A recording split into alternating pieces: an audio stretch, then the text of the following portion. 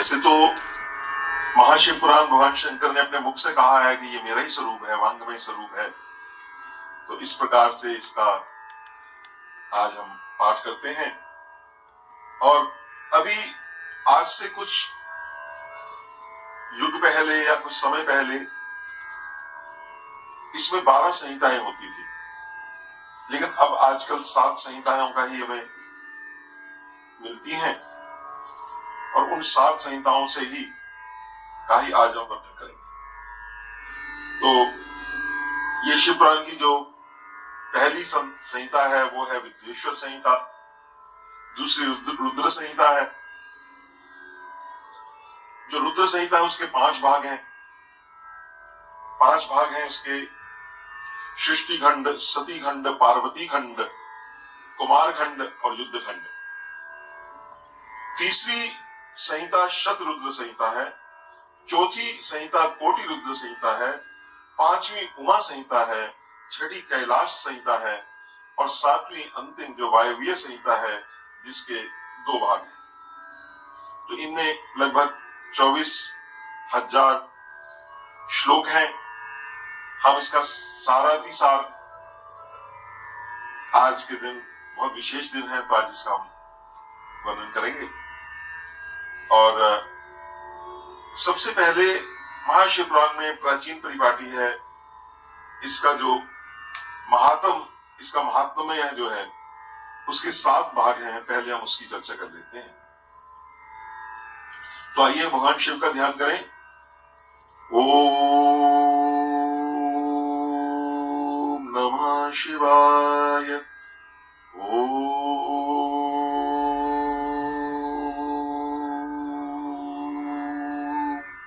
नमः शिवाय, ओम नमः शिवाय, ओम नमः शंभवाय च मयोभवाय च, नमः शंकराय च मयस्कराय च, नमः शिवाय च शिवतराय च। तो इसके 7 जो भाग हैं महात्म्य के, मैंने पहले इसका 7 भागों का वीडियो डाला हुआ है। मैं उसका लिंक भी आप दे दूंगा। उसमें काफी इसको डिटेल में मैंने बोला है। आज मैं संक्षिप्त करूंगा क्योंकि आज मैं आपको सारा महाशिव पुराण पूरे का कथा सार करने का विचार है। बाकी जैसे भगवान शंकर करें। तो एक बार की बात है, महात्म्य मैं शुरू कर रहा हूं। शौनक जी ने सूत जी से पूछा, रोमहर्षण सूत जी के, आप ये बताइए कि ये जो सदाचार है, भगवान की भक्ति है, विवेक है, इनको कैसे बढ़ाया जा सकता है, और साधु पुरुष जो काम क्रोध आदि लोग जो हैं, इन विकारों को कैसे शमन करते हैं। ऐसा कोई साधन बताइए जो परमानेंट हो, शाश्वत हो, पहले से चला हुआ हो, आज भी प्रासंगिक हो, कल्याणकारी हो, परम मंगलकारी हो। वह साधन ऐसा हो जिससे जल्दी से जल्दी बात बन जाए, शीघ्र अनुष्ठान का आप बताइए। तो उस समय उन्होंने सूत जी ने कहा कि देखो, सारे शास्त्रों का जो निचोड़ है और भगवान शंकर को जो प्रसन्न करने वाला है, संतुष्ट करने वाला है, वो उसकी मैं आज आपको उत्तम शिव पुराण का वर्णन करता हूं। वैसे तो ये शिव पुराण साक्षात शिव ने पहले खुद ही सुनाया है और फिर मैंने अपने गुरुदेव व्यास जी से ने इसको संत कुमार मुनि जी से सुना, जो ब्रह्मा जी के 4 पुत्र जो है उनमें से हैं। और इसको सूत जी कह रहे हैं उनको, शौनक जी को, ये शिव का वांगमय स्वरूप, वांगमय मतलब जो उनका शब्द रूपी, भगवान शंकर का जो शब्द रूपी स्वरूप है, इसको सुनना चाहिए। और इसमें शिव पुराण सुनने से पापों से मुक्त हो जाता है, शिव लोक को प्राप्ति हो जाती है। देखिए कितना सरल हमारे महात्माओं ने इसका वर्णन किया। अब शिव पुराण का श्रवण कर लें या भगवान शंकर के नाम का संकीर्तन कर लें, दोनों कल्प वृक्ष के समान फल देने वाले। पुराण श्रवणम शंभुर नाम संकीर्तनम तथा कलप दुर्मम फलम कल्प वृक्ष जैसा उनका फल होता है। सम्यं मनुष्यानाम न संशय, इसमें संशय नहीं करना चाहिए। और जिस घर में शिव पुराण की कथा होती है, इसको बड़े भाव से, आपको भक्ति ज्ञान वैराग्य सबसे आप संपन्न हो जाएंगे। जिस घर में शिव पुराण की कथा होती है वह तीर्थ रूपी है। जिस समय हम तीर्थ में बैठे हैं, सारे तीर्थ लेकर बैठे हैं, तो इसमें शिव पुराण की महिमा में जो दो हमारे पुराण का मतलब जो पुराना, तो पुराण में इतिहास का वर्णन आता है। इतिहास के दृष्टांत से जो सूत्र है, जो सिद्धांत है, वो समझाया जाता है। इसमें दो उदाहरण आएंगे। एक देवराज नामक ब्राह्मण का आएगा जो कि बहुत दुराचारी था, दुष्ट था, वैश्यगामी था, और दूसरा चंचुला नामक स्त्री और उसके बिंदुक पति का आएगा। ये दोनों ही महा पापी थे और इनका इसमें वर्णन आता है। और तो आइए उसका थोड़ा सा उसका देखें। ये मैंने आप डिटेल में तो उसमें आप सारा देख ही लेंगे, उसमें आप पढ़ ही लेंगे सारा जो शिव पुराण में। अगर आप मेरा वो पाठ देखेंगे तो इसमें सबसे पहले जो उनका जो बिंदुक है उनके बारे में वर्णन आता है। देवराज के बारे में वर्णन आता है कि देवराज ब्राह्मण था, उसने सारी संध्या वगैरह सब छोड़ दी थी, ठगी करता था, पापी था, और उसने घर वाले सब छोड़ के किसी वैश्या के उसमें वो आ गया, अनुरक्त हो गया। और वो ब्राह्मण जो था ऐसे मदिरा अगर पीता गया, नीच बन गया। प्रतिष्ठानपुर जिसे आजकल प्रयागराज कहते हैं, वहां पर जाकर किसी मंदिर में ठहरा, वहां उसने शिव पुराण सुना। उस कथा को सुनकर वो उसका कल्याण हो गया और वहां भगवान ने उसको, यमराज जी ने उसको शिवलोक पहुंचा दिया। तो ऐसा वहां पे शिव कथा का वर्णन आता है। ये महात्म्य दूसरा अध्याय है। फिर चंचुला का वर्णन आता है कि चंचुला कैसी थी, उस कितना दुरागामी थी, फिर उसको वैराग्य हो गया, उसकी कैसे सदगति होती है, उसका सारा वर्णन आता है। फिर चंचुला तो मुक्त हो गई, भगवान शंकर की जो सहभागिनी धर्मनी है पार्वती मैया, उसकी वो बन गई, उनकी सखी बन गई। फिर उसने कहा कि प्रार्थना की पार्वती माँ से कि मेरे पति को भी आप, जो कि इस समय दुष्ट प्रेत योनि में है, उसको भी आप मुक्ति प्रदान करें।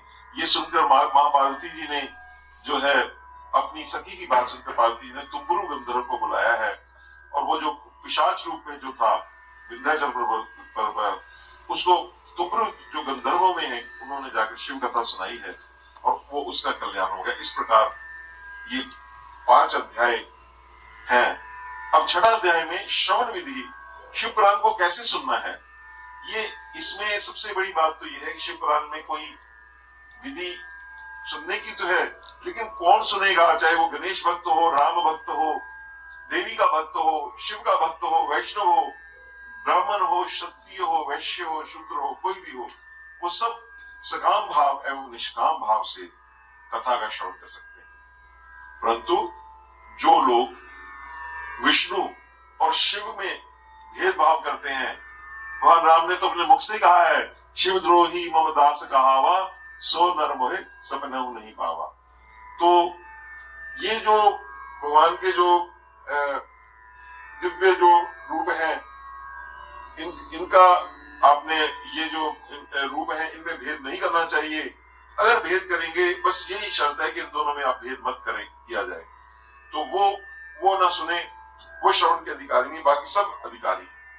फिर श्रोता को बताया उसमें, उन्होंने डूज एंड डोंट्स बताए हैं कि श्रोता ब्रह्मचर्य का पालन करे और पृथ्वी पर सोवे, सत्य बोले, ये जो विधि पूर्वक जो कथा करते हैं उनके लिए है। और कथा की समाप्ति में पत्तल पर भोजन करे। इस प्रकार ये श्रोता के गुण हैं, उसके क्या उसको करना चाहिए, डूज एंड डोंट्स है। और फिर जो कथावाचक है, जो हमारे जैसे कथा करे, वो भी संयमी हो, उसको शास्त्रों का ज्ञान हो, शिव आराधना में तत्पर हो, दयालु हो, धैर्यशाली हो, और उसको बोलने में उसकी वक्तृत्व जो शक्ति है उससे संपन्न हो। और जब तक वो अपने अपने आसन पर बैठा है, चाहे कोई भी आ जाए, बड़े से बड़ा कोई देवता भी आ जाए, वो उस समय गुरु गद्दी पे बैठा है, वो तब तक किसी को प्रणाम न करे। इस प्रकार विधि विधान से पालन करके अगर आप शिव पुराण का कथा करेंगे तो भोग भुक्ति मुक्ति दोनों की आपको प्राप्ति होगी। इस प्रकार ये 7 अध्यायों में शिव पुराण का महात्म्य है, और आप इसको मैं इसमें लिंक भी दे दूंगा, उसमें आप सुन सकते हैं। अब मैं आता हूं विद्येश्वर संहिता। पहली संहिता इसकी जो है वो विद्येश्वर संहिता है। विद्येश्वर संहिता के 20 अध्याय हैं, और विद्येश्वर संहिता जो है इसका मैं आपको थोड़ा क्रम बता देता हूं। इसमें अध्याय 1 से 5 में आपको, ये भी मैंने विद्येश्वर संहिता भी मैंने काफी बोली हुई है, ये भी इसमें आप देख सकते हैं। तो 1 से 5 अध्याय में पहले प्रयागराज में ये कथा हो रही है। वहां श्रुति से मुनि उनसे पूछते हैं साधन के कैसे पाप नाश हों, तब ये शिव पुराण का परिचय आता है। श्रवण कीर्तन मनन, इनमें कौन सा साधन श्रेष्ठ है, ये बात होती है। फिर भगवान शंकर ब्रह्मा विष्णु को अपने जो लिंग पूजन है, जो अपना उसका महात्म्य बताते हैं, जो कि आपको बड़ा डिटेल में उसमें मैंने बताया है कि कैसे वो एक अग्निस्तंभ खड़ा हो जाता है, जिसमें ब्रह्मा विष्णु जो हैं वो अपने को श्रेष्ठ मानते हैं, लेकिन भगवान माहेश्वर जो उनका जो रूप है उसमें भगवान शंकर ये प्रतिपादन करते हैं कि जो ये शिवलिंग की पूजा जो है और साकार विग्रह की पूजा, इसका रहस्य क्या है, इसका महत्व क्या है। इसके बाद अध्याय 5 से 10 में, 1 से 5 है, जो आगे 6, 7, 8, 9, 10 है, उसमें ओम नमः शिवाय मंत्र, जो जिसको पंचाक्षर मंत्र कहा जाता है, उसका क्या महत्व है, और ब्रह्मा विष्णु कैसे भगवान शिव की स्तुति करते हैं, और फिर वो कैसे स्तुति करके चले जाते हैं, उसका वर्णन। फिर शिवलिंग की स्थापना कैसे होती है, शिवलिंग कैसा होना चाहिए, उसके क्या लक्षण है, उसकी पूजन क्या क्या विधि है, इसके बारे में आपको बताया, उसमें विद्येश्वर संहिता में बताया जाता है। और फिर जो भगवान शंकर के जो मुख्य पुण्य क्षेत्र हैं, उनके बारे में, वहां की विशेष नदियों में जल में स्नान करने का क्या फल होता है, वो बताया जाता है। फिर ये जो सदाचार हैं, शौचाचार हैं, भस्म, भगवान शंकर की भस्म कैसे धारण करनी चाहिए, संध्या वंदन, प्रणव जप कैसे करना चाहिए, गायत्री मंत्र, दान, धनपार्जन, अग्निहोत्र, सारे आपका पूरा दिनचर्या का पूरा उसमें क्या विधि है और उससे करने से क्या महिमा उसकी है, ये बताया जाता है। फिर आगे से 10 से 15 जो अध्याय हैं, उनमें अग्नि यज्ञ, देव यज्ञ, ब्रह्म यज्ञ आदि का वर्णन है। भगवान शंकर ने 7 वरों का निर्माण किया, सोमवार, मंगलवार, बुधवार, ये सबका निर्माण किया है, और उनकी देवराधना से क्या फल बनते हैं, उनके क्या व्रत हैं, सब बताया गया।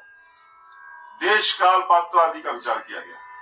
फिर देव प्रतिमाएं जो भगवान का स्वरूप है, उनकी कैसे पूजन किया जाए, प्रसाद कौन सा लगाया जाए, पूजन के लिए क्या विधि, और कौन से विशेष दिन है, कौन से वार हैं, तिथि हैं, नक्षत्र तक का बड़ा सूक्ष्म, और जो भगवान शंकर का ये शिवलिंग है, इसके बारे में बड़ा वैज्ञानिक स्वरूप से इसका वर्णन किया गया। फिर ये जो प्रणव अक्षर है, ये साक्षात क्या है, ओम नमः शिवाय, ये साक्षात 6 स्वरूपों का प्रणव अक्षर जो है, ये शिवलिंग स्वरूप ही है। ओंकार, ये जो ओंकार है, ये स्थूल रूप है। ओंकार से फिर जो इसका सूक्ष्म रूप है, और इसका स्थूल रूप ओम नमः शिवाय है। इसको कैसे जपना चाहिए, इसकी महिमा क्या है, ब्रह्म के लोकों में, रुद्र के लोकों में इसका क्या इसका वर्णन है, भगवान शंकर का क्या वैभव है, और भगवान शंकर के भक्तों की कितनी महत्ता है, उसके बारे में वर्णन किया। बंधन क्या है, हम बंधे हुए हैं, मोक्ष कैसे मिलता है, शिव पूजा कैसे करनी है, भस्म के कितने रूप हैं, ऐसे शिव और गुरु के शब्दों की उत्पत्ति, और पार्थिव शिवलिंग जिसकी हमारे भारत में बहुत विशेषता है। भगवान राम साक्षात, आप जानते ही हैं, वो हर दिन जब रहे 14 वर्ष वन में, और वहां पे भी, अयोध्या में भी, हर दिन पार्थिव शिवलिंग बनाकर पूजा करते थे। और आपने अहल्याबाई का भी सुना है, वो भी 1.25 लाख शिवलिंग बनाकर पूजा करते थे। ऐसे हमारे भारत में पार्थिव शिवलिंग की पूजा का बहुत महत्व है। वो सारा इसमें आपको, ये जो विद्येश्वर संहिता है, इसमें सारा आपको वर्णन मिल जाएगा। तो ये, और उन्होंने इसमें मेन ये बताया है विद्येश्वर संहिता में कि सबसे कल्याण का उत्तम जो साधन है, सबका सार सर्वस्व, जैसे माखन हो, माखन जब काढ़ लीनो, वो क्या है, वो शिव पुराण है। केवल इसके अध्ययन मात्र और शिव इसके श्रवण मात्र से कलयुग में आपको भगवान की प्राप्ति होगी। और इसके बाद जैसे मैंने बताया कि ज्योतिर्लिंग कैसे प्रकट हुआ, वो अग्निस्तंभ का भी आपको मैंने बता दिया। पंचाक्षर मंत्र की क्या महिमा है वो भी आपसे अभी बात हो चुकी है सारी। फिर माँ उमा जो है जगत की माता है, भगवान शंकर जगत के पिता हैं, जो इनकी सेवा करता है वो उनके पुत्र रूप में, वो उसके माता पिता जैसे जो संपत्ति है, कृपा है, वो नित्य बढ़ जाती है। उसको अंदर का भी ऐश्वर्य मिलता है, बाहर का भी ऐश्वर्य मिलता है। इसलिए शिवलिंग को इनको अपने माता पिता मानकर हमें सेवा करनी चाहिए। और शिवलिंग का क्या पूजन का क्या महात्मा है, ये भी आपसे बात हो गई। तो 4 वेदों में उन्होंने ये बताया है कि लिंग, भगवान शिव लिंग का जो पूजन है, अर्चन है, इससे बढ़कर कोई वस्तु नहीं है। अगर आप शिवलिंग की पूजा कर लेंगे तो सारे सचराचर की चर अचर सारे विश्व में कोई ऐसी वस्तु नहीं रहेगी जिसकी आप पूजा कोई शेष रह जाएगी।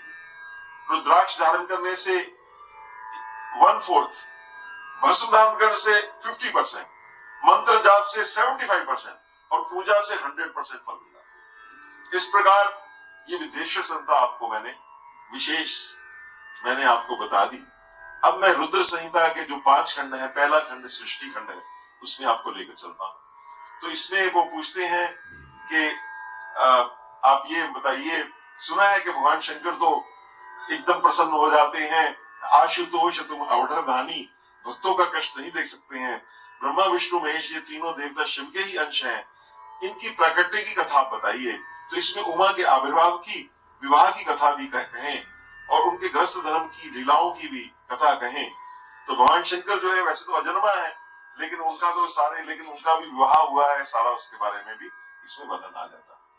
तो आइए, इसमें वो कहते हैं कि वो बात में ये बात निकली, सूत जी ने कहा कि जैसे आपने कहा उसी प्रकार नारद जी ने शिव रूपी भगवान विष्णु से प्रेरित होकर अपने पिता ब्रह्मा जी से पूछा। तो उन्होंने पूछा ऋषियों ने, महाराज ये संवाद, ये डायलॉग कब हुआ ब्रह्मा और उनके पुत्र नारद में, तो वो लीला बताइए। तो इसमें जो नारद जी को कैसे मोह हो गया उसका वर्णन आपको इसमें मिलेगा। तो नारद जी ने,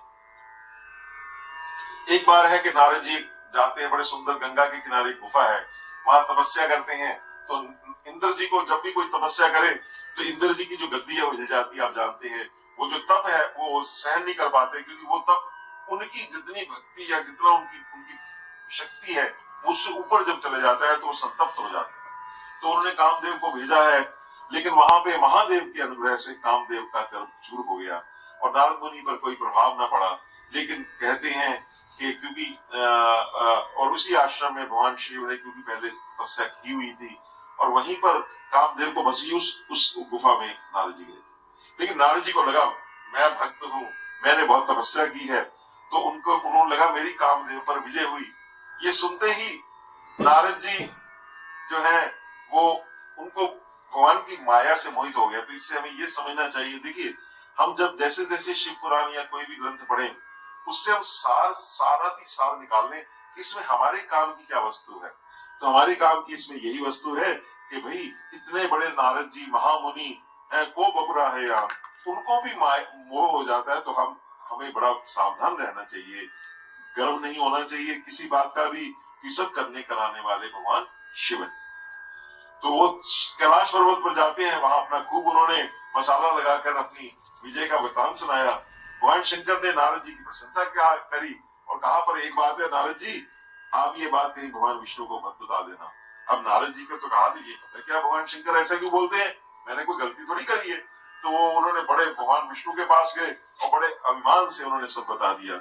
अब भगवान शंकर ने तो इसलिए मना किया था कि भगवान जो विष्णु है मैं तो माफ कर दूंगा, वो तो पूरा ऑपरेशन करेंगे। तो नारद जी ने प्रशंसा तो की उनकी भगवान विष्णु जी ऊपर से, लेकिन उन्होंने कहा कि महाराज आप तो बड़े विज्ञान वैज्ञ से आपको काम विकार कैसे आ सकता है। लेकिन साथ ही उन्होंने इंतजाम कर दिया ताकि उनके मन में जो अंकुर निकल आया, कहते जब निप द इवल इन बड, जो बड होता है उसको कहते पहले ही दबा दिया जाए अंकुर को। तो नारद जी जाते हैं, माया भगवान की लीला सफर शुरू हो गया महाराज। अब क्या देखते हैं, अंदर एक सुंदर नगर है। वो नगर जो है वैकुंठ से भी ज्यादा सुंदर है। और वहां पे शील निधि एक कोई राजा है, ये सारी भगवान ने उस समय संरचना कर दी। उनकी बड़ी सुंदर एक कन्या है, इतनी सुंदर कन्या है कि नारद जी देखकर मोहित हो गए, और नारद जी जैसे। तो जो श्रीमती उस कन्या का नाम था, तो वो नारद जी से प्रणाम कराए तो कहते ये मेरी पुत्री है और इसके विवाह के लिए स्वयंवर में जाने वाली है। अब जब भगवान नारद जी ने उसके हाथ देखा तो देखा इसका तो जो पति होगा वो तो नारायण सदृश होगा। तो नारद जी ने भाव है अगर मेरा विवाह हो जाए तो मैं भी अजर अमर हो जाऊं और नारायण ही रूप मेरा हो जाए। तो तत्काल उन्होंने कहा कि अब मेरा रूप तो है मुनियों वाला, तो कहते अब किससे रूप लूं, कहते सबसे सुंदर तो भगवान विष्णु है। तो वो वहां जाते हैं और उनसे अपना स्वरूप मांगा। तो भगवान विष्णु ने कहा कि ठीक है, जय विद होई नाथ हित, कि जिस प्रकार से तुम्हारा हित होगा वही करूंगा। तो उन्होंने नारद जी को उन्होंने बंदर का मुख दे दिया। अब उनके शेष तो अपना सा स्वरूप दे दिया, 4 बाहें लगी हुई हैं, और नारद जी सब रहस्य उनको नहीं पता चला कि मुंह पर बंदर का लगा हुआ है। और वो जब जो लक्षणा राजकुमारी स्वयंवर में आती है, आते आते वो जब नारद दिखाते हैं, आपने देखा होगा ये बड़ा रोचक प्रसंग है, विदूषक इस प्रसंग को दिखाते हैं।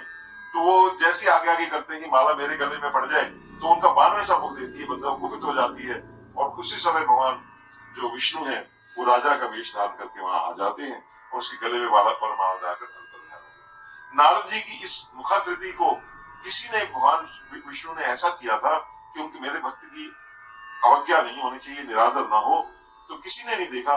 लेकिन जो भगवान शंकर के जो पार्षद है उन्होंने देख लिया, उनको दृष्टि थी, और उन्होंने नारद जी का उपहास किया कि महाराज आप तो बड़े सुंदर हैं। तो उनको कहा आप जाकर अपने जल में रूप देखिए। जब नारद जी ने अपने जल में रूप देखा तो क्रोध से व्याकुल हो गए और उन्होंने शाप दे दिया, बड़ा घोर शाप दिया। वो राक्षस बन गए, आप जानते हैं वो रावण कुंभकर्ण बने। आगे उनको 3 जो शाप मिले, फिर वो जाकर अब वो, और उनको गुस्सा बहुत चढ़ गया, क्रोध चढ़ गया नारद जी को, और आगे से कहा मैं विष्णु भगवान को ये परम स्वतंत्र सिर पर ना कोई, इनको जाकर ठीक करता हूँ। तो उन्होंने कहा कि विष्णु भगवान को आज आपका पाला पड़ा है मुनि से। तो उन्होंने उनको शाप ये दिया कि जैसे मैं स्त्री के लिए व्याकुल हुआ हूँ, आपको भी स्त्री का वियोग दुख भोगना पड़ेगा। भगवान शंकर ने उसे अंगीकार किया, और जैसे वानरों के समान आपने मेरा मुख बनाया, वह भी आपकी सहायता करेंगे। इस प्रकार भगवान शंकर के द्वारा ये जब उन्होंने ने अपनी जब माया को खींच लिया, तो नारद जी की वही पुरानी बुद्धि आ गई और वो चरणों में गिर पड़े, त्राही माम। उस समय भगवान विष्णु ने कहा है नारद जी आप खेद मत करो, भगवान शिव कल्याण करेंगे। आपने भगवान शंकर की कहना नहीं माना, उसका ये परिणाम है। तो इसलिए भगवान शंकर का कहना मानना चाहिए। और उन्होंने उनका शतनाम स्तोत्र इसमें दिया गया है हमारे शिव पुराण में। उस स्तोत्र का 100 नाम भगवान शंकर के 108 नाम है। उनका जप करने से नारद जी को जो उनके मन में दुख था वो जाता गया, और वो इस प्रकार से प्रसन्न चित्त हो गए। अब नारद जी घूमने लगे उसमें सब जगह। तो अब उन्होंने सब जगह जब काशीपुरी पहुंचे, फिर वह काशीपुरी से कृतार्थ हो गए, भगवान के दर्शन किए उन्होंने। फिर ब्रह्मलोक आ गए। ब्रह्मलोक में ब्रह्मा जी से अपने पिता से पूछा कि महाराज मैंने भगवान विष्णु के महात्म्य का तो मेरे को ज्ञान, वैष्णव हूँ, लेकिन मेरे को शिव तत्व का पता नहीं है। तो भगवान ब्रह्मा ने उनको शिव तत्व के बारे में जो बताया है, तो भगवान उसमें कार्तिकेय जन्म जी की पहले कथा आती है। शिव तत्व का निरूपण ब्रह्मा जी कर रहे हैं कि भगवान शिव का जो स्वरूप है बड़ा उत्कृष्ट है, अद्भुत है। तत्सत ब्रह्म, कि जब कुछ भी नहीं था तब जो था, जिसको तत्सत ब्रह्म कहते हैं, जो सत्य कहा जाता है, वो सत्य जिसे योगी राज अपने हृदय आकाश के मंदिर में अंदर में देखते हैं, वो स्वरूप जो भीतर से एक से अनेक, उस स्वरूप को हमने जब संकल्प लिया तो वही स्वरूप जो है, वो जो मूर्ति पर ब्रह्म है, वही भगवान सदाशिव हैं। और सभी भगवान उन्हीं को ईश्वर कहते हैं। सबसे पहले भगवान शिव अपनी निज इच्छा निर्मित तनु माया गुण गोपाल, तो उन्हीं भगवान शंकर के अपने विग्रह से एक स्वरूप भूता शक्ति प्रकट की, जो उनके अंग से अलग नहीं रहने वाली, जिनको माँ पार्वती कहते हैं। तो भगवान माँ पार्वती भी भगवान शंकर से प्रकट हुई है। तो अब इसके बाद भगवान शंकर ने अपने लिए एक शिवलोक का निर्माण किया, सांब सदाशिव। वो तो बात की कथा है कि दिव्यदास ब्राह्मण के लिए, पर लेकिन ये जो परम निर्वाण का जो मोक्ष का स्थान है, ये भगवान शिव सांब सदाशिव का प्रकट है।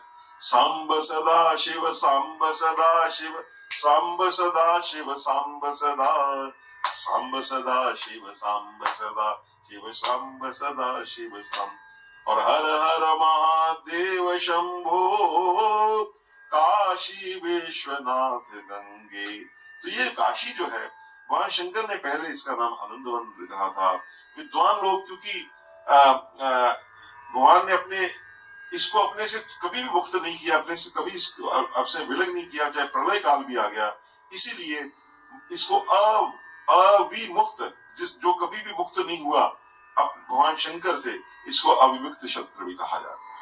अब आगे की कथा इसमें रुद्र संहिता के सृष्टि खंड की चल रही है, अभी हम आपसे कह रहे हैं। फिर सदाशिव से नारायण का प्रकट होता है महाराज। तो नारायण से जो उन्होंने कहा कि ऐसा भगवान पार्वती ने कहा कि हम सब आप ये जो कार्य है हम रमन करेंगे, हम तो वो रमन है, तो आप किसी को और ये सृष्टि और इस चलाने का भाग दे दीजिए, ताकि हम इच्छा अनुसार काशी में रहकर विचरण करें। ऐसा कर भगवान शंकर के वाम भाग से शंकर भगवान ने 10वें अंग पर अमृत मल दिया, जिससे बहुत सुंदर एक पुरुष की उत्पत्ति हुई। शांताकारं भुजगशयनं पद्मनाभं सुरेशम। ऐसे भगवान शंकर के वाम भाग से भगवान विष्णु की बोल विष्णु भगवान की जय। उनका निंद्र नीली के समान श्याम था, पीतांबर उनके अंगों पर 2 पीतांबर थे, और भगवान शंकर ने ही उनको विष्णु का नाम दिया और अपने श्वास मार्ग से वेदों का ज्ञान दिया। भगवान विष्णु ने दीर्घ काल तक उपासना की, और इस प्रकार उनके अंगों से जलधाराएं निकलने लगी। तपस्या के प्रभाव से इतना तप किया महाराज, और नार जल में शयन करने के लिए, क्योंकि वो क्षीर सागर बन गया, उनका नाम नारायण हो गया। अब सदाशिव के ये वाम अंग से उनके निकला, और दाएं भाव से ब्रह्मा जी के प्रादुर्भाव का वर्णन आता है। तो महाराज अब नारायण जल में शयन करते हैं, उनके नाभि से वहां शंकर की इच्छा से एक बहुत सुंदर कमल प्रकट हुआ, और वो जो कमल प्रकट हुआ वो नारायण देव के नाभि कमल में जब डाल दिया, तो उसी कमल से वो ब्रह्मा जी ने बोला, ब्रह्मा जी अपने बेटे नारद को कथा कह रहे ना, कि वो मेरे उसी से मैं हिरण्य गर्भ का जन्म हुआ, मेरे 4 मुख हुए, कांति लाल हुई, क्योंकि वो लाल कमल से प्रकट हुए थे। और उन्होंने बोला कि तप करो। तो इस प्रकार मैंने कहते 12 वर्ष तक खूब तप किया। उस समय मेरे पिता भगवान विष्णु प्रकट हो गए, और हम दोनों में विवाद होने लगा कि तुम श्रेष्ठ हो, क्यों श्रेष्ठ हो। मैंने उस समय किसी को देखा नहीं था, मैं कहा मैं श्रेष्ठ हूँ।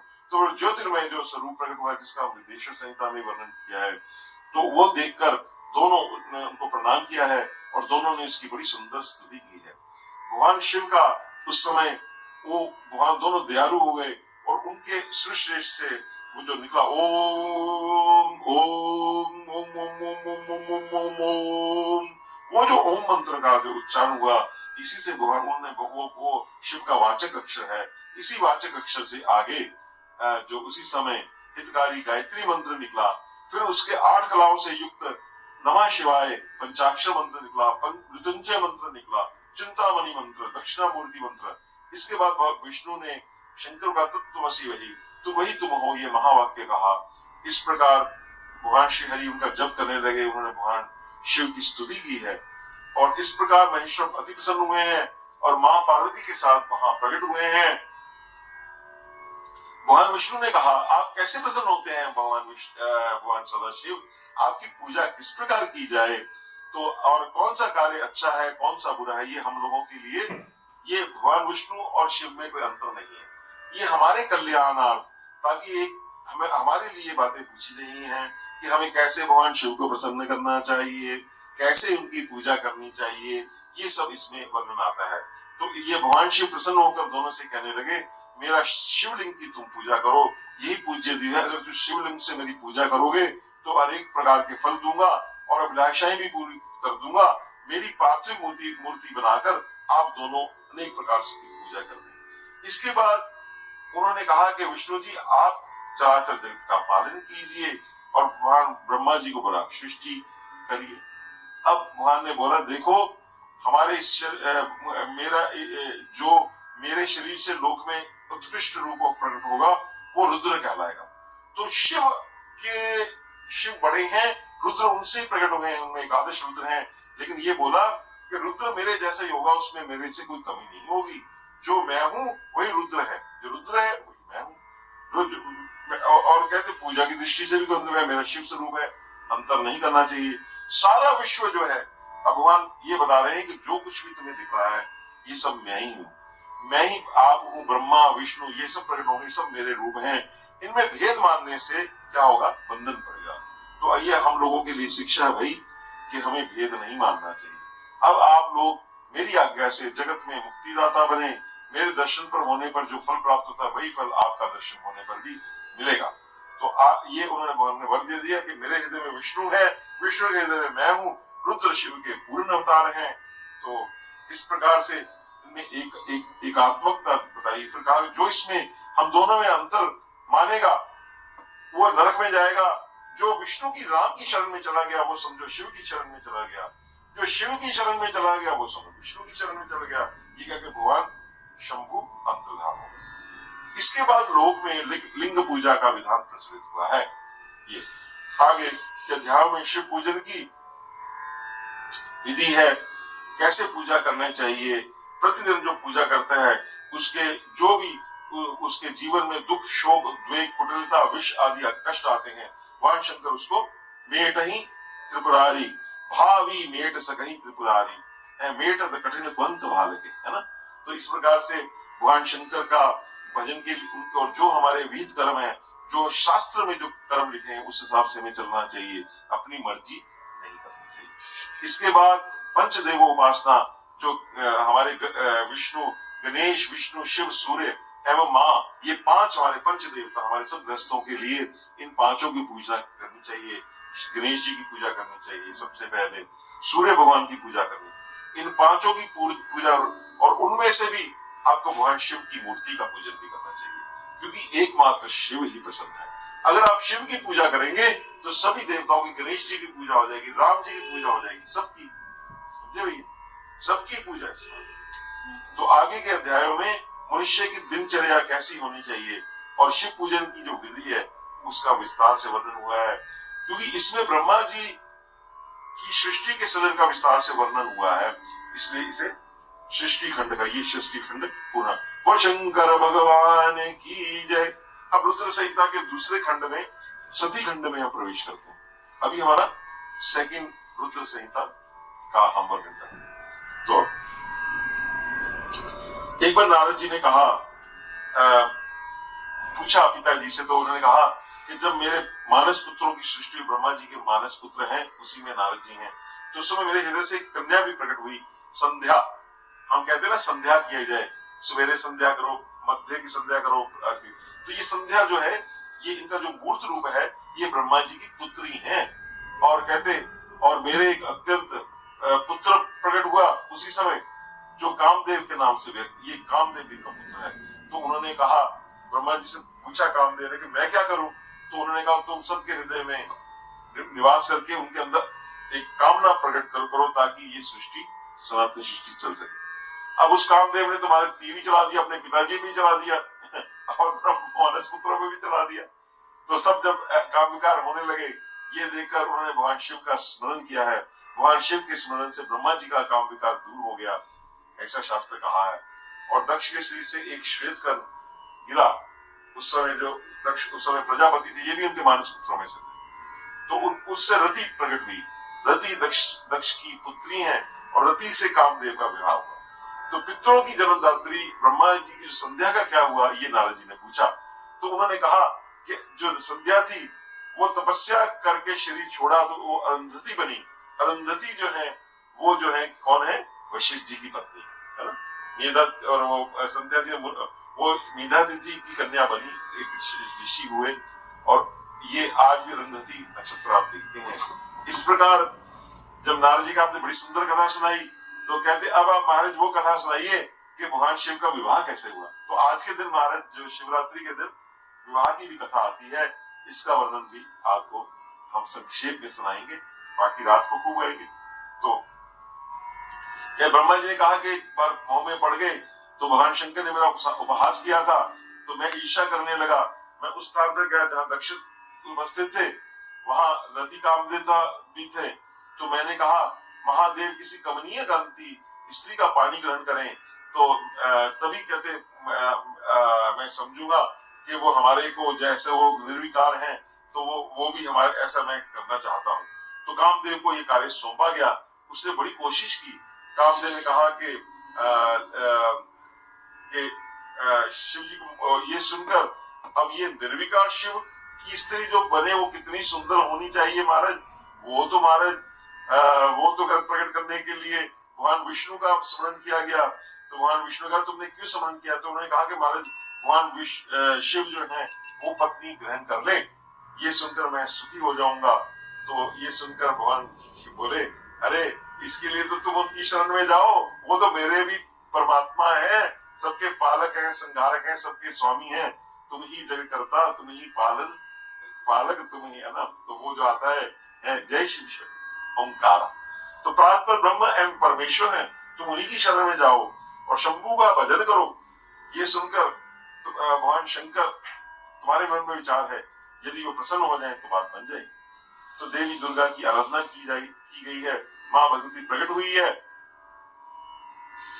माँ ने बताया कि आपने किस लिए मेरी स्तुति की है?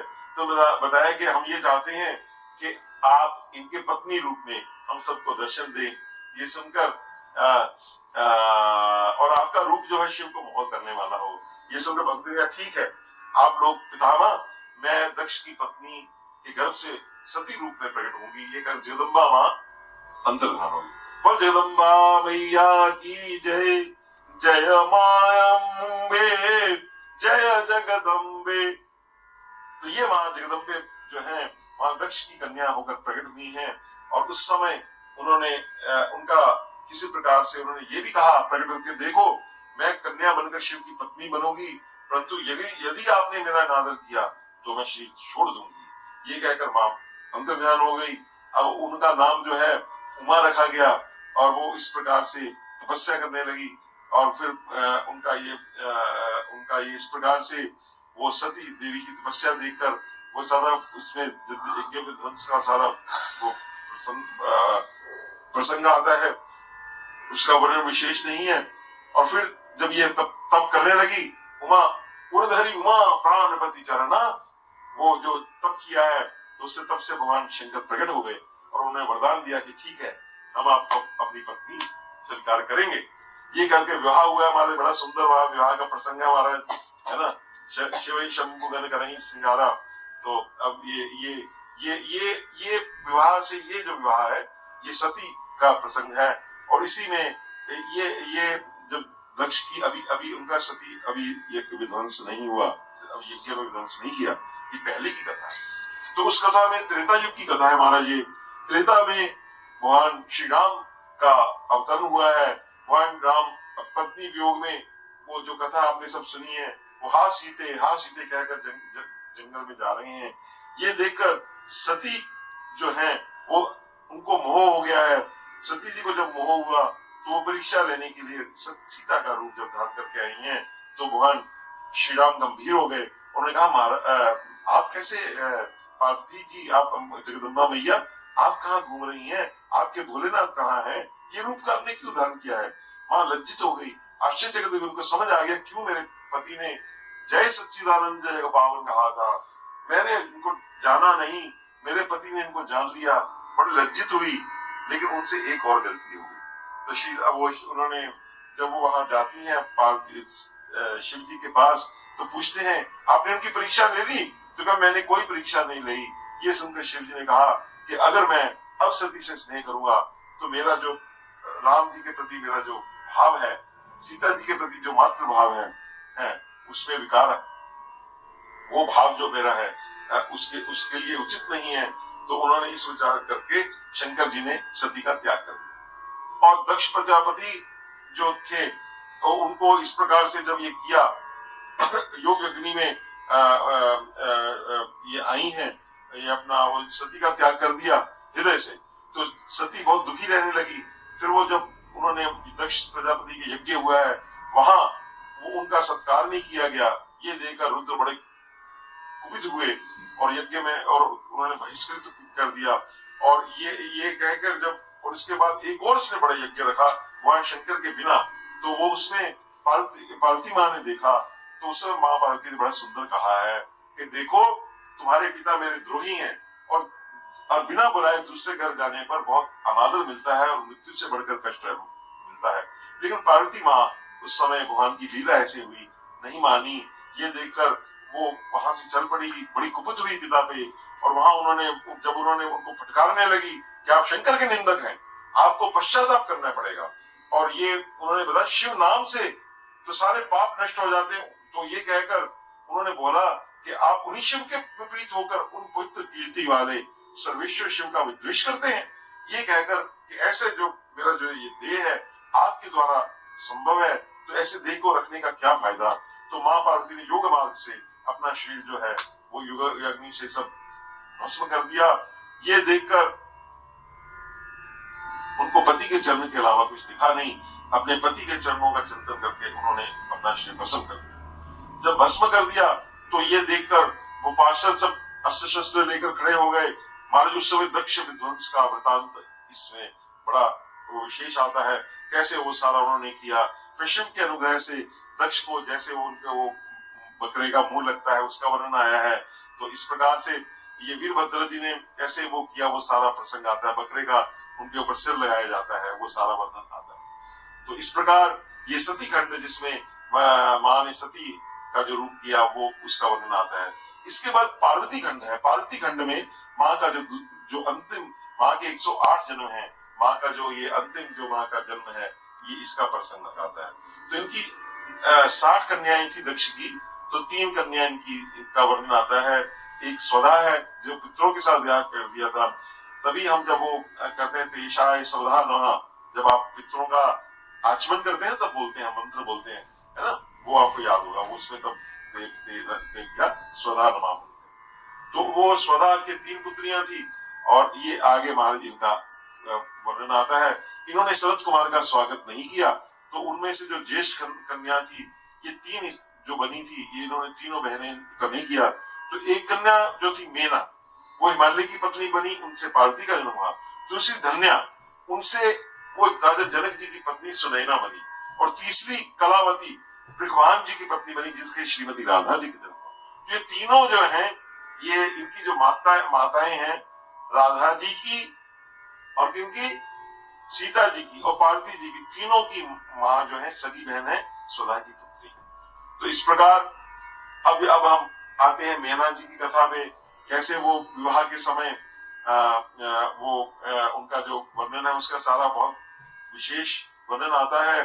जगदम्बा माँ का मेना और हिमाचल को कैसे वर दिया गया है, और इसमें पार्वती का जो भविष्य सुनाया जाता है, उसमें फिर आगे तारकासुर की कथा आती है, क्योंकि वो तारकासुर मरता नहीं था, उसके सारे उपाय जब लग गए तो उसकी उत्पत्ति बताया कि उन्होंने कि ये तो जब तक इसका भगवान शंकर का पुत्र होगा उसी से ही इसका वध होगा।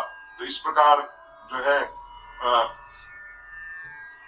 कि वो अगर भगवान शंकर के तेज से जो पुत्र हो वही देवताओं का सेनापति बने, वो मेरे पे शस्त्र हार करे, ये उसने ब्रह्मा जी से वरदान लिया था। तो अब भगवान शंकर का विवाह की कथा आगे चलती है। तो ये भगवान शंकर के पास कामदेव को भेजा जाता है, भाई उनके अंदर कामना प्रकट होता है कि विवाह करें, वो तो कामदेव को ही भस्म कर जाते हैं, ये सब आप कथा जानते ही हैं। वो कैसे कोई प्रद्युम्न हुआ, रति का पति, ये कथा भी आप समझा। और इधर नारद जी ने पार्वती माँ को भगवान की प्रेरणा से वहां जाते हैं और उनको ओम नमः शिवाय मंत्र का विधिवत उपदेश करते हैं। तो नारद जी सबके गुरु हैं, सीता जी के गुरु हैं, हमारे पार्वती माँ के गुरु हैं, राधा जी के गुरु हैं। ये पंचाक्षर मंत्र जब दिया जाता है, वो माँ पार्वती तो सब वो तो अनादि काल से हैं, लेकिन जैसे लीला चलती है महाराज। अब भगवान शंकर की विवाह की संस्कृति बड़ी जरूरी है, उसके लिए ब्रह्मा विष्णु सब जाते हैं। विष्णुध्वज महादेव वहां थे। अब सब नंदीकेश्वर जी ने भगवान शिव से कहा कि महाराज, नंदी जी कहते हैं ये सब आपकी सेवा में आए हैं। भगवान विष्णु ने सबकी पिटिशन रखी है और क्या आपको ये बताने के लिए आए कि आपका जो पुत्र होगा वही तारक दैत्य को मार सके। उसने महाराज बड़ा परेशान कर रखा है, सारे देवता जो है त्रस्त हैं। तो अब आपसे प्रार्थना है कि आपकी वस्तु हिमवान की पुत्री गिरिजा के रूप में आई हुई, आप उसका पानी ग्रहण करें। भगवान शंकर ने ब्रह्मा विष्णु को उपदेश किया है निष्काम धर्म का, तब ध्यान में मगन हो गए हैं। उनको तो विरागी हैं।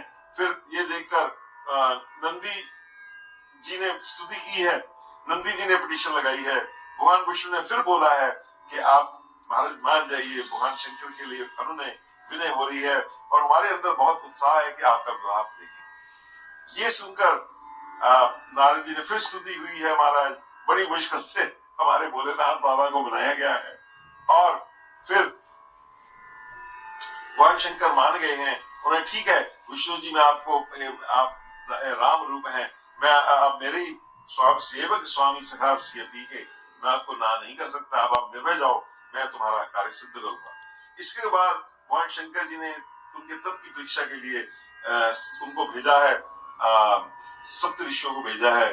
सप्त ऋषियों की परीक्षा में महाराज वो जो सबकी परीक्षा लेने वाली सबके अंदर बुद्धि रूप में बैठी हैं, तो उन्होंने उन्होंने सप्त ऋषियों ने बड़ा कहा कि विष्णु की प्रशंसा करते हो कि आप उनसे विवाह कीजिए, है ना। इन्होंने तो उन्होंने नारद जी की पहले गुरु की निंदा करी और फिर ये बोला कि वो अमंगल वेश है, ये ऐसा उन्होंने कहा है, यदि शंकर मेरे साथ विवाह नहीं करेंगे तो पार्वती माँ ने कहा जन्म कोटि लगी रगड़ हमारी, वरुण शंभु न रहा कुंवारी।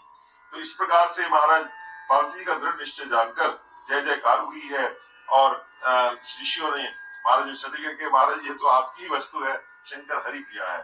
अब भगवान शंकर कहते हैं अब मैं खुद परीक्षा लूंगा, वृद्ध ब्राह्मण बन के जाते हैं, है ना, और कहते हैं आप किसका भजन किसके लिए तपस्या कर रही हो। तो ये तो उन्होंने ऐसा उनके बारे में बोला है कि तो तुम्हें शंकर नहीं प्रकट होंगे, तो उन्होंने ब्रह्मचारी ने कहा वो तो मिल नहीं सकते, तो अग्नि में प्रवेश किया है, तो वो उसमें अग्नि शीतल हो गई है, तो उन्होंने कहा मन वचन पति कर्म से मैं शंकर जी को अपना पति भाव मान लिया है। ये सुनकर ब्राह्मण शंकर जी ने उनकी निंदा करनी शुरू की है। तो नारद जी ने उनको बहुत जब ऐसी सुनी तो पार्वती बड़ी कुपित हो गई हैं और कहा कि तुम ब्रह्मचारी का वेश धारण कर मुझे छलना चाहते हो। तो उन्होंने शिव तत्व की उन्होंने सब बड़ी व्याख्या की है।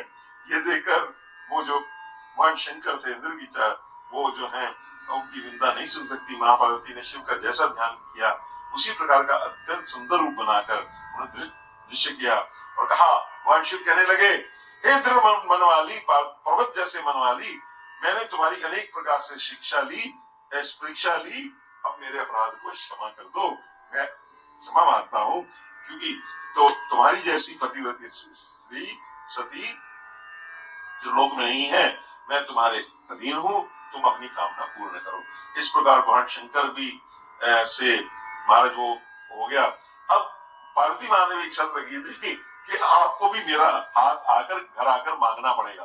तो भगवान शंकर नट के वेश में जाते हैं। क्या बनकर जाते हैं? नट जानते हैं, जैसे वो जो नृत्य करते हैं, और वहां जाकर उन्होंने खूब उनसे वहां जाकर ऐसा नृत्य किया, महाराज मेनका प्रसन्न हो गई, हिमाचल प्रसन्न हो गए।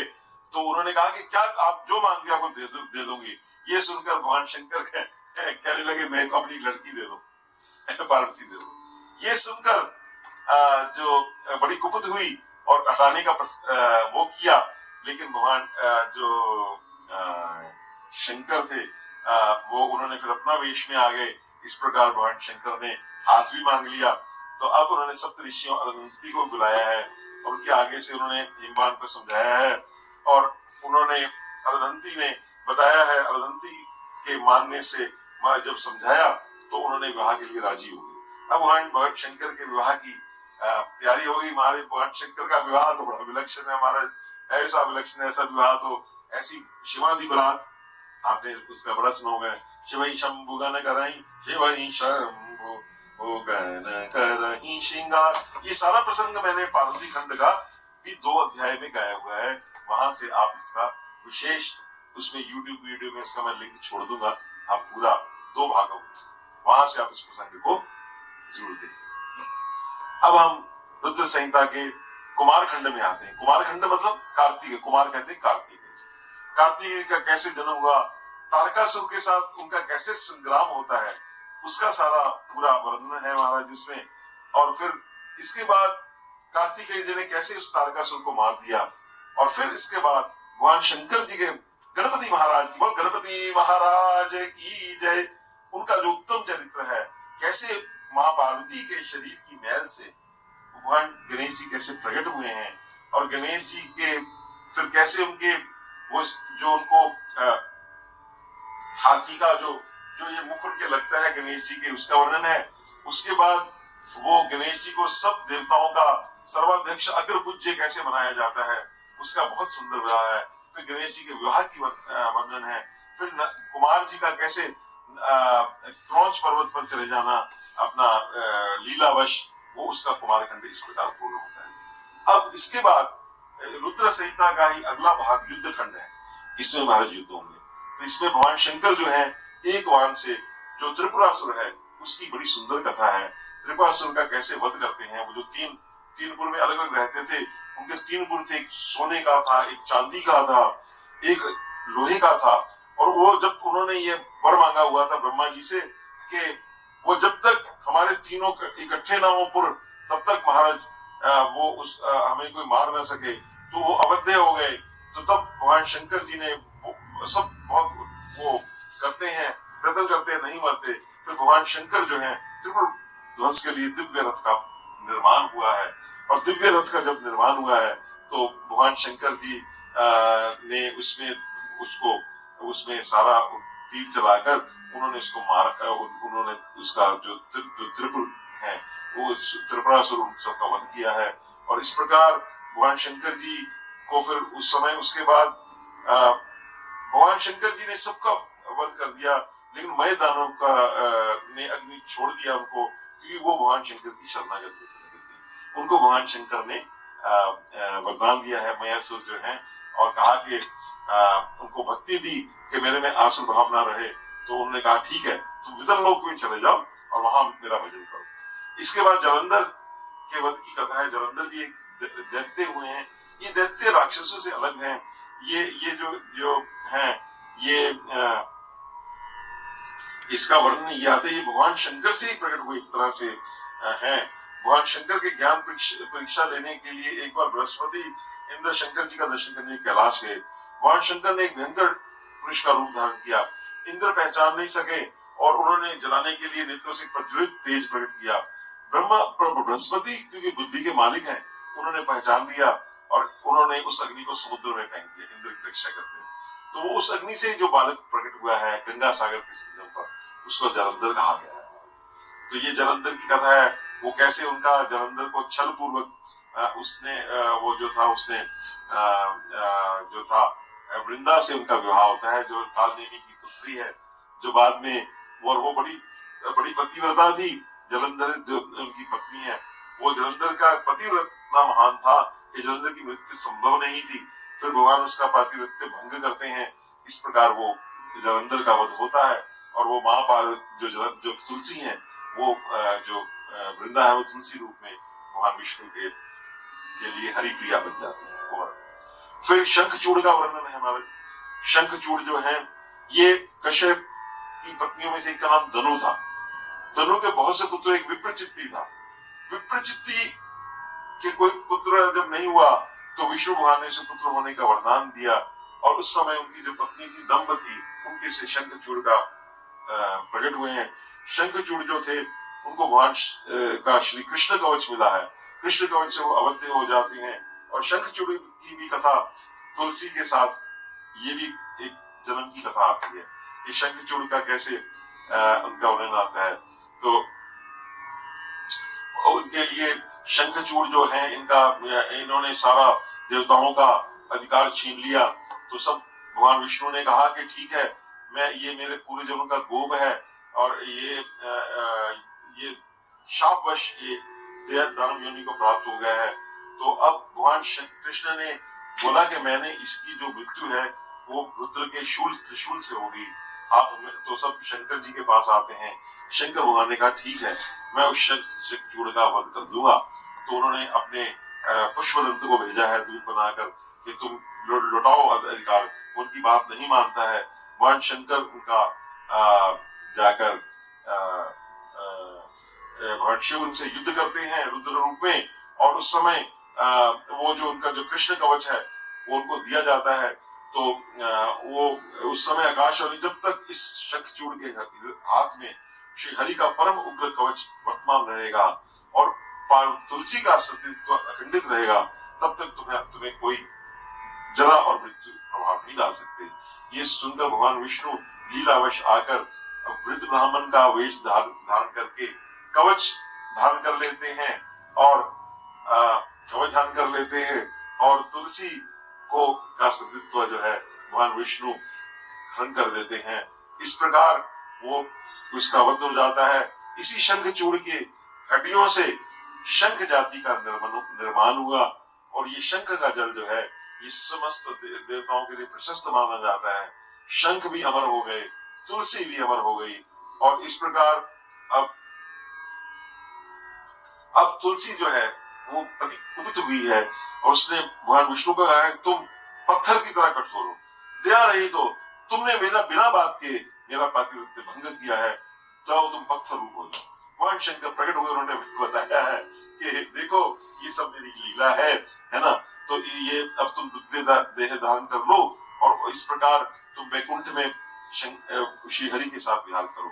तो तुम जिस दिन शरीर छोड़ोगी वो नदी बन जाएगी, गंडकी नदी, उसी में से शालिग्राम प्रकट होंगे और उसी में से और जो शालिग्राम वृक्ष स्वरूपिणी जो तुम्हारा रूप है उसमें तुलसी रूप में प्रकट होंगे। तो इस प्रकार से शालिग्राम, तुलसी और शंख को जो एकत्र रखकर उसकी रक्षा करता है वो हरि का प्यारा होता है।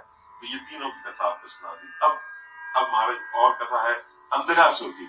अब इसमें जो युद्ध खंड है इसमें सब जो युद्ध हुए हैं उनका वर्णन है महाराज। तो इसमें अब अंधकासुर की कथा आती है महाराज। तो अंधकासुर जो है ये अंधक कौन थे, ये भगवान शंकर के गणाध्यक्ष कैसे बने, इसकी कथा व्यास संत कुमार जी कहते हैं।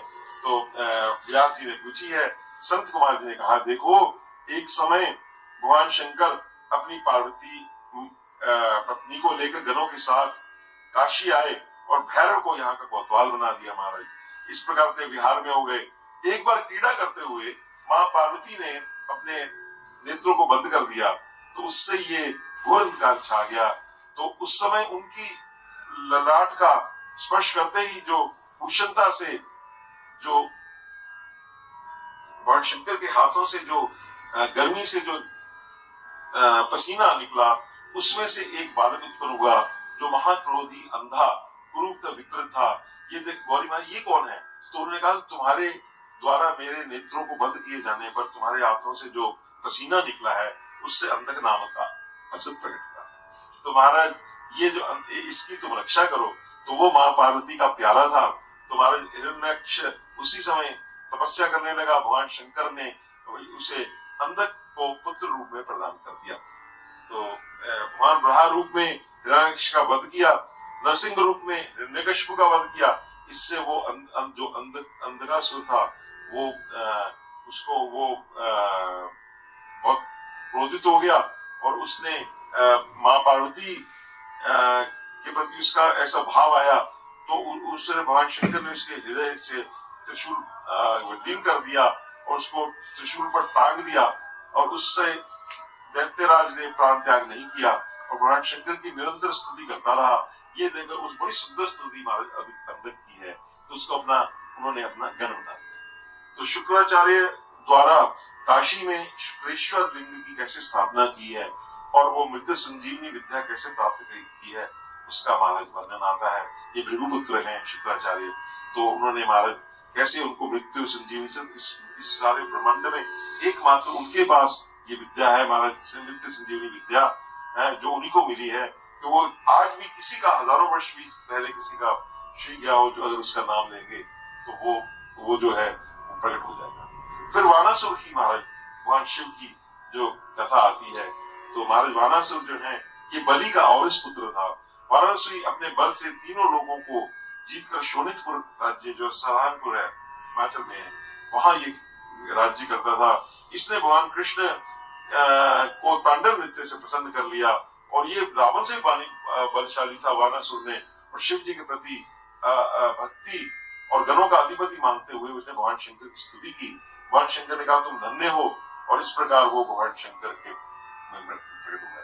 अब इस अध्याय में, रुद्र संहिता के अध्याय में अंतिम में गजासुर वध की कथा आती है महाराज। गजासुर महिषासुर का पुत्र था। जब उसने सुना कि देवी दुर्गा ने मेरे पिता को मार दिया, तो उसने बदला लेने के लिए खूब तप किया और अत्याचार करने में काशी आया भगवान शंकर। और भगवान शंकर ने प्रार्थना की ब्रह्मा जी ने, तो भगवान शंकर ने उसको भी अपने त्रिशूल में पिरो लिया। भगवान शंकर सबका कल्याण कर देते हैं हमारे। तो इस प्रकार वो शिवलिंग में परिवर्तित हो गया। कृतिवास ईश्वर रूप में उसका प्रकट हुआ, वो उसका रूप बना है। भगवान शंकर ने अगर काशी में जावे तो सारे जितने भी देवता हैं, चाहे सुर हैं चाहे असुर हैं, सबको उन्होंने अपने लिंगात्मक रूप दिया है। तो इस प्रकार महाराज ये रुद्र संहिता का जो युद्ध खंड है, इसका मैंने आपको वर्णन किया। इस प्रकार ये रुद्र संहिता का और ये ब्रह्मा जी का ये वर्णन होगा। इस प्रकार से हमने ये आज तक, अब इसके बाद हम अगले भाग में हम शतरुद्र संहिता और उनका वर्णन करेंगे। और शंकर भगवान की जय। तो ये शिव पुराण आपको